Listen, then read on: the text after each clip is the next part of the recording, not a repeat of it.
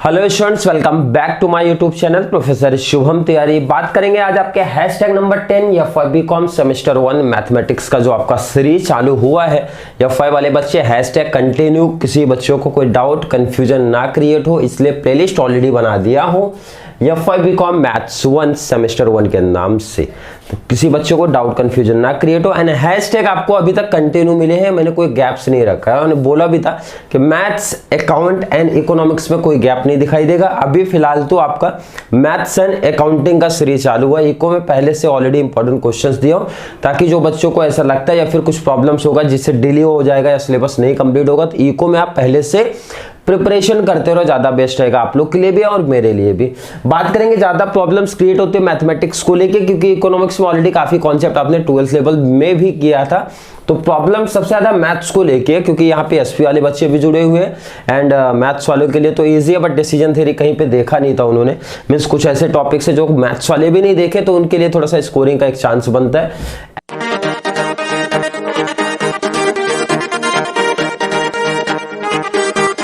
And अभी तक का आज का जो कॉन्सेप्ट हमारा ईएमबी, इसका पहला जो प्रीवियस था हैशटैग 9, मैंने बोला था 9, 10 दो लेक्चर्स तो कम से कम आपके लिए लेके आऊंगा।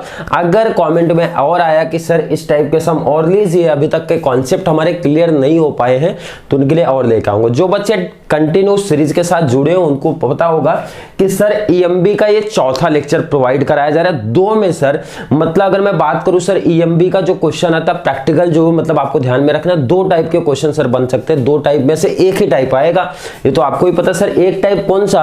एक तो पे ऑफ टेबल दिया था, एक्सपेक्टेड पे ऑफ निकाल के ईएमबी का कैलकुलेशन करते थे, बिल्कुल सर वैसे ही करते थे। बट यहाँ पे ये जो दूसरा टाइप है मींस हैशटैग 9 एंड 10, उसमें कुछ इस तरीके से दिखेगा कि मतलब आपको पे ऑफ टेबल निकालना पड़ेगा, उसके बाद एक्सपेक्टेड पे ऑफ टेबल के बेस पे हम लोग ईएमबी का कैलकुलेशन कर लेंगे। बिल्कुल सर, हाँ सर यही चला था अभी तक। क्वेश्चन थोड़ा सा रीड करते सर। पहचान तो देखो एकदम सिंपल सी दिख रही भाई का आपको यहाँ पे दो चीजें हमारी दी होंगी। एक तो सिंपल सा डेली सेल्स दिया, पहला टेबल इस तरीके से आपको मेंशन रहेगा, डेली सेल्स करके मेंशन रहेगा। सेकंड हमारा नंबर ऑफ डेज करके मेंशन किया गया रहेगा। बिल्कुल सर मेंशन किया गया है यहाँ पे। क्लियर है? हाँ सर यहाँ तक कॉन्सेप्ट क्लियर है। चलिए बात करेंगे यहाँ पे for the past 50 days the sales from bakery have been as follows. Daily sales दिया है, नंबर ऑफ डेज दिया है, और क्वेश्चन ध्यान रखना कि एक इंपॉर्टेंट चीज होती है, ये टेबल तो हम लोग को समझे जो दिया है उसके बेस पे बनाएंगे, आपको बताया जा रहा है। इंपॉर्टेंट चीज रहता है नीचे जो इन्फॉर्मेशन दिया है उसका प्रॉपर यूज कैसे करना है, ध्यान से पढ़ते हैं। बेकरी मैन का जो प्रोडक्शन कॉस्ट है, दो ही चीज इंपॉर्टेंट है आपके टॉपिक में, इस टाइप के सब में अभी तक आपको दिखा है। एक तो सर हमारा दिया रहता है प्रोडक्शन कॉस्ट दिया रहता है, प्रोडक्शन कॉस्ट दिया रहता है, बिल्कुल हाँ सर बिल्कुल है बराबर।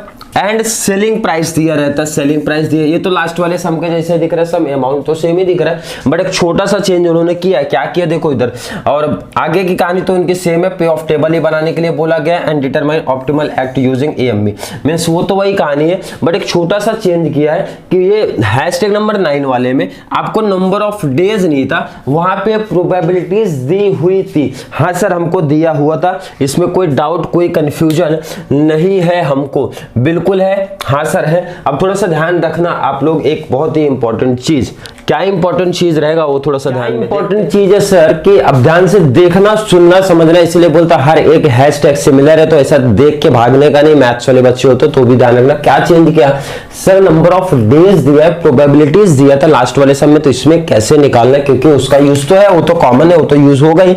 सर कैसे निकालेंगे, तो ध्यान से देखो समझो क्या बोल रहे हो। यहाँ पे बोला गया for the past 50 days, total देके रखा है days sir 50, number of days यहाँ पे अलग अलग दिया, बिल्कुल सर दिया है। तो हम लोग ने 9th क्लास 10th क्लास में आई होप किया होगा आपने, इस टाइप के सम दिखा होगा कि सर प्रोबेबिलिटी कैसे फाइंड आउट करते हैं। तो number of A upon number of S, number of B upon number of S, number of C upon number of S. और जो बच्चों को नहीं समझता हो क्या था नंबर ऑफ, आप इग्नोर करो उसको, भूल जाओ क्या चीज था वो, आपको सीधा सीधा यहाँ पे बता देता हूं मैं क्या होता। ध्यान से देखो इधर, जो आपका ये 50 डेज है, मतलब 50 डेज को रखने का नीचे हमेशा हर केस में 3 केस है, तुम्हें तीनों केस में नीचे रखना है, क्योंकि नंबर ऑफ यस हमेशा नीचे होता है। नंबर ऑफ यस मतलब नहीं समझता तो भाई जो टोटल दिए होते हैं वो हमेशा रखने होते हैं नीचे। बराबर है सर, ये डेली सेल्स 80 का डेज यहाँ पे कितना सर 15, तो मैं यहाँ पे लिखूंगा 15। सेकंड का है सर 25, तो मैंने लिखा 25। थर्ड का है 10, तो मैंने लिखा 10। क्लियर? हाँ सर क्लियर। डिवाइड दे दो, तो कैलसी उठा लो, पॉइंट में आंसर समथिंग आना चाहिए। तो यहाँ पे मेरे पास कैलसी नहीं, इसलिए आप डिवाइड करके देख लेना। 15 डिवाइड बाई 50 किया तो मेरा आंसर आया 0.3 एंड 0.5 एंड 0.2, यही आंसर आएगा। बिल्कुल सर यही आंसर है। अब ये आंसर आया तो आप यहाँ पे इसको फिलअप कर दो, 0.3, 0.5 एंड 0.2। आई होप ये आपको मीन्स ये वाला कॉन्सेप्ट कोई दिक्कत नहीं। सर अगर प्रोबेबिलिटीज हमारी नहीं दी होगी तो हम लोग क्या करेंगे, कॉमन से हिंट दिया रहेगा, ध्यान रखना। कोई इश्यू नहीं है, कमेंट ना करना सर ये भी नहीं दिए तो क्या, तो ये तो दिया होगा भाई, उसके बिना कैसे पॉसिबल होगा, आप फाइंड आउट करोगे। तो एक चीज क्लियर हो गई। हाँ सर, अब आगे का कॉन्सेप्ट सेम था, ध्यान से देख लो, समझ लो क्या चीज है यहाँ पे। सर यहाँ पे डेली सेल्स दिया, तो आपने बोला था जो पहला टेबल होगा वो आप यहाँ पे लिखो डिमांड इक्वल टू, मतलब सेल्स था, लास्ट वाले सब में डिमांड था तो आपने डिमांड लिखाया था। यहाँ पे सेल्स है तो सेल्स लिख दो क्या, बिल्कुल ध्यान रखना। कोई बच्चा यहाँ पे बोलूंगा सेल्स लिख दो चलेगा, डिमांड लिख दो चलेगा, कोई दिक्कत नहीं, कोई गलत नहीं होने वाला है ये चीज, ठीक है। हाँ सर, आज सेकंड आपने बोला प्रोडक्शन आएगा, तो प्रोडक्शन कैसे पता चला सर प्रोडक्शन आएगा, तो मैंने बोला था उसकी इंफॉर्मेशन नीचे दी होगी, क्योंकि उसी के बेस पे तो पे ऑफ टेबल हमारा बनता है। प्रोडक्शन कॉस्ट देके रखा था तो उसी के बेस पे अगला जो आया था मींस कोर्स ऑफ एक्शन जो आता है प्रोडक्शन। यहाँ पे थोड़ा सा ध्यान रखेंगे तो 1 2 3 तीन टेबल है, तो S1 S2 S3, #9 में 4 था तो 4 लिया, तो यहाँ भी 4 लेते थे, बट यहाँ 3 है तो ये भी 3 रहेगा। जितने आपके स्टेट्स ऑफ नेचर रहेंगे उतने ही आपके कोर्स ऑफ एक्शन होंगे, ये चीज ध्यान रखना। मतलब सिंपल सा बोलो भाई, डिमांड आपके 3 दिख रहे हैं, सेल्स आपके 3 दिख रहे हैं, तो प्रोडक्शन भी 3 ही रहेगा। ऐसा नहीं चलता वो 3 है तो 4 होगा, 4 है तो 3 होगा, सेम रहना चाहिए। क्लियर? हाँ सर, तो कॉमन सी बात है कि जो आपके सेल्स से मतलब जो हमारी डिमांड थी उसको हमेशा याद रखना, उसको S1 S2 S3 लेना है, तो लेट कर दो। एंड जो हमारा प्रोडक्शन था उसको A1 A2 A3 लेना है, तो लेट कर दो। लेट करने वाला ध्यान रखना, ये जो मैंने लास्ट टाइम #9 था उसके जस्ट बाद वीडियो शूट कर रहा हूं, तो मैंने इसको कुछ रफ नहीं किया, A4 हटाया हूं, देखो गैप आपको खुद से दिख रहा होगा, S4 यहां से हटाया हूं। मतलब मैंने ये बोला था भाई हर क्वेश्चन में अगर जिनकी इंग्लिश थोड़ी सी ठीक नहीं है या फिर जो बहुत ज्यादा लिखने में इंटरेस्टेड नहीं है, तो देखो उधर #9 किया, वही उसी का कॉपी पेस्ट मैंने किया है, कि ताकि हर बार अलग सेंटेंस अलग तरीका नहीं है, क्योंकि एक प्रॉब्लम होती है, मुझे पता है मैथ्स वाले बच्चों के साथ भी ज्यादा लिखना पसंद नहीं करते। क्लियर? तो आप सिमिलर चीज लिखो ना जो आप लिखे थे, ये लेट करो A1 A2 A3, जिसको हम लोग बोलते हैं क्या भाई कि A1 A2 A3 को किसको आप बता रहे हो, प्रोड्यूसिंग 80 100 120 केक्स रिस्पेक्टिवली। बिल्कुल हाँ सर, यही चीज आएगा। नेक्स्ट हमारा S1 S2 S3 आ जाएगा, कॉमन सी बात है, एक्शन 3 है तो अपना स्टेट्स ऑफ नेचर भी कितना आएंगे 3, और ये हमारा क्या होता है सर डिमांड होता है, तो ये हमारा डिमांड है या सेल्स है, जो भी आप लिखना चाहते हो लिख लेने का। बिल्कुल सर, एंड केस हमेशा हर केस में सेम चलेगा, वही केस, इसलिए केस को भी रफ नहीं किया, जैसा था वैसे ही मैंने रखा है, कुछ रफ नहीं किया।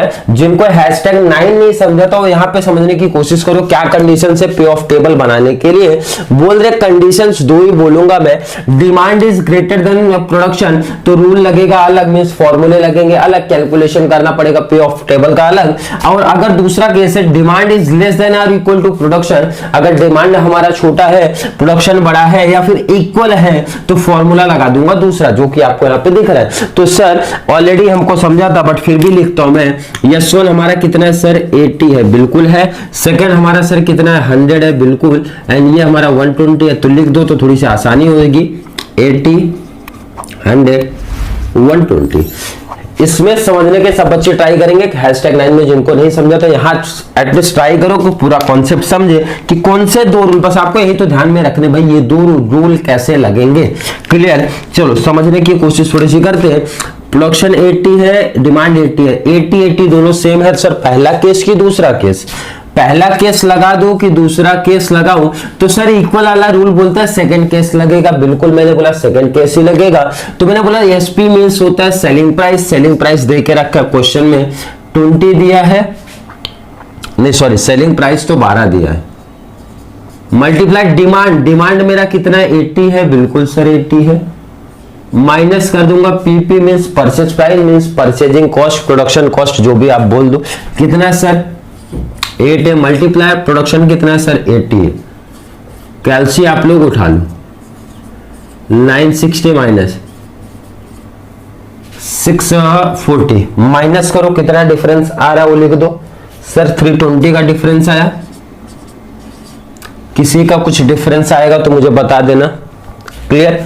चलिए ये तो पहला केस। सेकंड देखता हूं सर, डिमांड मेरा 100 है एंड हमारा कोर्स सॉरी प्रोडक्शन 80 है, तो डिमांड हमारा ज्यादा दिख रहा है। डिमांड ज्यादा सर मतलब पहला केस लगेगा, यही चीज तो ध्यान रखना। डिमांड हमारा 100, ये हमारा 80। पहला केस क्या बोल रहे हैं सर, ध्यान से देख लो भाई। Selling price minus production cost, या फिर प्रोडक्शन प्राइस मैंने यहाँ पे लिखा था तो कॉस्ट आप कर दो, सॉरी कॉस्ट है आप यहाँ पे सी कर दो तो ज्यादा बेस्ट रहेगा। क्लियर। तो माइनस ले लो भाई, ये कितना है मेरा सर 12 माइनस कर दूंगा मैं 8 कर दूंगा, बिल्कुल कर दूंगा। मल्टीप्लाई प्रोडक्शन 80 है सर, तो ये हो गया 4 4 8 4 जा 32, 320 ही आएगा। क्लियर। हाँ सर क्लियर। नेक्स्ट देखो इधर फिर से आप देखो 80 है प्रोडक्शन एंड डिमांड हमारा 120, तो क्या बड़ा दिख रहा है सर, डिमांड ज्यादा है। डिमांड ज्यादा है कितना, ध्यान रख लो ये तो सेम आएगा 320 ही आएगा, क्योंकि आप देख लेना फिर से वैल्यू पुट अप करोगे तो आपका प्रोडक्शन भी तो सेम आएगा 80 तो 320, मतलब ये पहले केस में 320 आएगा। आगे बढ़ाते, प्रोडक्शन आपका 100 है, डिमांड आपका 80, प्रोडक्शन ज्यादा है। प्रोडक्शन ज्यादा है इसका मतलब सेकंड केस लगेगा। सेलिंग प्राइस सेम है, सिर्फ आपका डिमांड क्या हो रहा है सर, डिमांड 80, ये भी सेम रहेगा। प्रोडक्शन सिर्फ 80 की जगह हो गया 100 हो गया, तो आपका 800 हो गया। कितना आएगा सर 160 दिख रहा है।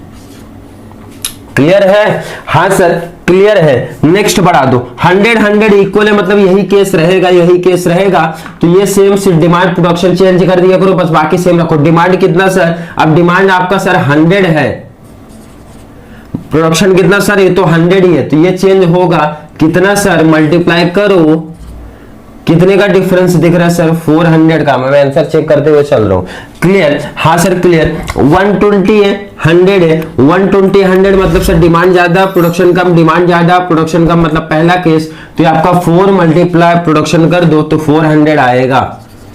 कैसे, ये तो हमेशा बार बार 4 ही आने वाला है, कॉमन सी बात है। मल्टीप्लाई सर याद रखो, बार बार वैल्यू पुट अप थोड़ी करोगे, इतना सेंस लगा लो, दिमाग लगा लो भाई। ये तो 4 ही आएगा, मल्टीप्लाई प्रोडक्शन कर दूंगा, प्रोडक्शन 100 है तो 4 मल्टीप्लाई 100 हो गया 400। क्लियर है, बिल्कुल सर। नेक्स्ट बढ़ा दो आप बात, डिमांड 80 है एंड प्रोडक्शन 120 है, प्रोडक्शन ज्यादा है, मतलब सर दूसरा केस दिख रहा है, तो दूसरा केस दिख रहा है तो आप लगा तो सिर्फ वैल्यू पुट अप करो, डिमांड है प्रोडक्शन का चेंज होगा। सर डिमांड 80 था तो आप इसको हटाओ, यहाँ पे लिखो 80, तो प्रोडक्शन आपका कितना है सर 120 का दिख रहा है, 120 का दिखा तो 120 कर दो। कैलसी उठा लो 960 माइनस 960 तो सेम आया, तो इसके मतलब ये 0 आएगा। क्लियर। हाँ सर क्लियर। कॉन्सेप्ट थोड़ा सा क्लियर हो रहा है, समझ में आ रहा है कि हम लोग क्या कर रहे हैं। बाद में फिर से देखते हैं, तो डिमांड 100 120 मतलब प्रोडक्शन फिर से ज्यादा है, मतलब फिर यही केस। क्या चेंज करोगे सिर्फ वो ध्यान रखो, 80 हटा के यहाँ पे कर दो 100, क्योंकि डिमांड अब 100 है, ये तो सेम ही रहेगा 120, मतलब ये हो गया, ये थोड़ा सा इंक्रीमेंट आपको दिखेगा। अब माइनस कर दूंगा तो 240 दिखा। क्लियर, बिल्कुल क्लियर सर। 180 इक्वल दिखा, तो इसका मतलब सर यही तो चेंज करो, बाकी कुछ मत चेंज करो। 120 करो, वो तो 120 ही है, तो 120 मल्टीप्लाई कर लो माइनस कैलसी से माइनस ले लो, कितना आया सर 480 आया। मेन देखो सबसे इंपॉर्टेंट चीज आपका इस टॉपिक में यही है, और इस टाइप के सम आते हैं तो मैं पहले बता दूं बहुत सारे बच्चे छोड़ के जाते हैं, इसलिए मैंने बताया कि जब तक ये वाले टाइप कॉन्सेप्ट आपको नहीं समझेंगे तब तक कमेंट बॉक्स खोला है, ऐड करते रहो, लेक्चर सॉल्व लेके आ जाऊंगा इस टॉपिक के ऊपर। अदरवाइज सीरीज आपकी कंप्लीट हो जाएगी तो भी कोई दिक्कत नहीं है, आप लोग के आगे भी अपलोड कर दिए जाएंगे, उसकी कोई प्रॉब्लम नहीं है। बट मुझे लगता है कि जब कॉन्सेप्ट बच्चों का, मुझे फील होता है भाई एक लोअर बच्चा है वो अगर समझना चाहता है तो, अगर वो हार्ड मान चुका है तो फिर प्रॉब्लम है, मैं कैसे भी समझाऊं तो हार्ड ही लगेगा। बट मुझे लगता है समझना चाहता है तो इसमें कुछ ज्यादा बहुत कुछ कॉन्सेप्ट नहीं सर, यही दो कंडीशन के बेस पे पे ऑफ टेबल बनाना है और आगे की कहानी तो सेम है जैसे हम लोग करते आ रहे। एक्सपेक्टेड पे ऑफ टेबल सिंपल सा बनता है सर, मल्टीप्लाई करके बनता है। कैसे? 320 मल्टीप्लाई 0.3 कर लो, 320 मल्टीप्लाई 0.3, तो मेरा जो आंसर आया सर 96 आया। बिल्कुल हाँ सर। 160 मल्टीप्लाई 0.3 कर दूंगा तो 48 आया। बिल्कुल सर आया। 0 से मल्टीप्लाई करोगे तो आपको 0 ही मिलेगा। चलिए 320 मल्टीप्लाई 0.5 कर दूंगा तो आपका आंसर आएगा सर 160 आएगा। 400 मल्टीप्लाई 0.5 कर दूंगा तो सर 200 आएगा।